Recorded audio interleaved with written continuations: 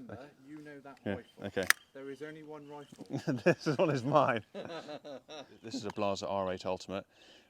This one is chambered in 3006. It's absolutely brilliant. It's modular, so you can swap barrels out and do all loads of other fancy things. But to be honest, as long as it's deer legal, there's, like I say, it's personal preference really. I like this particular system because it's super quick for reloading. Show you that. Instead of lifting a bolt, going like that, if you're actually on sticks and you're shooting, you can literally lift and you're straight on it again. So there's no. It's just personal preference really, like I say.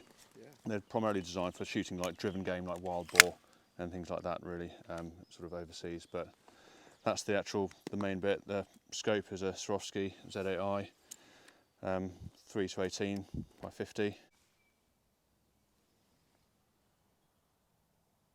What I would generally say to most people is, it's all very well and good having a decent rifle system, but unless you've got any decent glass, it's kind of the money needs to go on the glass really, because that's what you're going to see things with. That's where you're going to pick your point of impact with, and that's going to see your shot reaction with as well, because the shot reaction is almost as important as taking the shot, because it gives you a really good idea by seeing how the deer's reacted about what's going to happen. Because a lot of the time when you do shoot a deer, even if it's blissfully unaware of you being there, it'll run just on the sort of flight reaction, and it's marking that shot will give you a very good idea of what sort of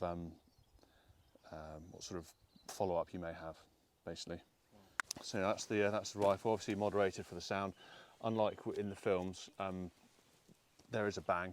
What the moderator does is it helps disperse the sound from where it's actually generated or orientated from. So it saves your ears, obviously, it's great, but you'll still very much hear a bang on it. Like I say, it just helps disperse the sound on it, really.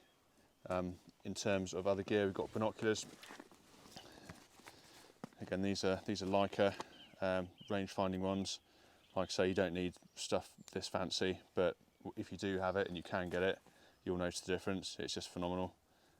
This one, again, it's pretty pimp. You can, it's got a little micro SD card in here. You can calibrate your ballistic data into it, then you ping the target, and it'll tell you how far away it is and how many clicks to adjust your scope for. So if you've got a long range shot, you can dial it in.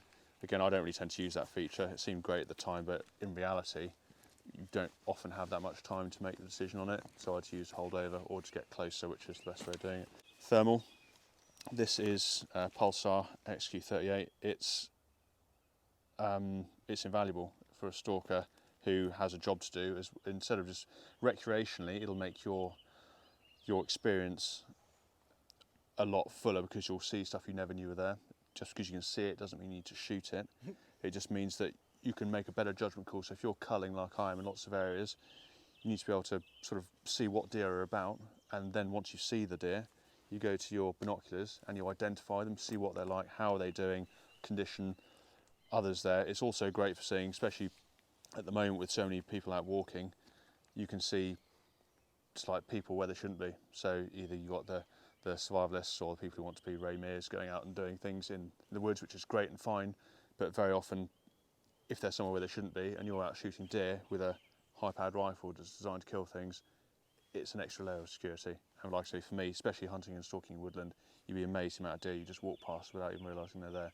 Knife, nice and sharp, nice strong scabbard, so you don't want it sticking in your leg. This is an Emberleaf Garand, absolutely brilliant piece of kit, lovely, super sharp.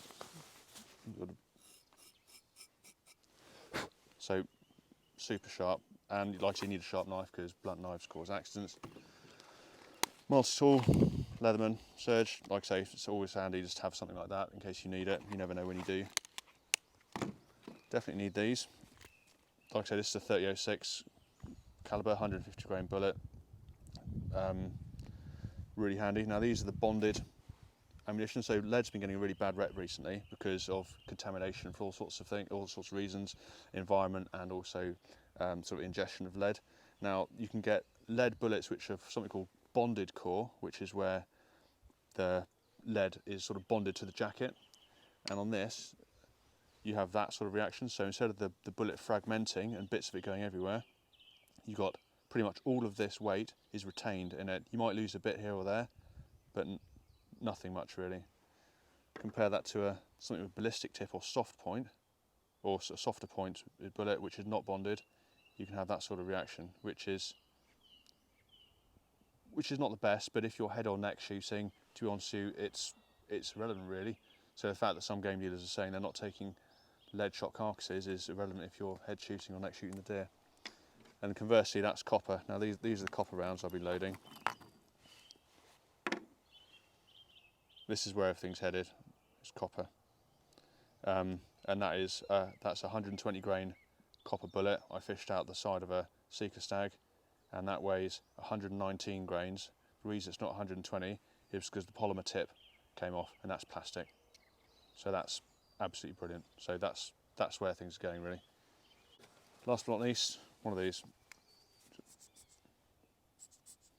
Deer react to smell more than sight in many cases. So if you're upwind of them, they can get to know you. So keep one of these in your pocket, and like I say, against it.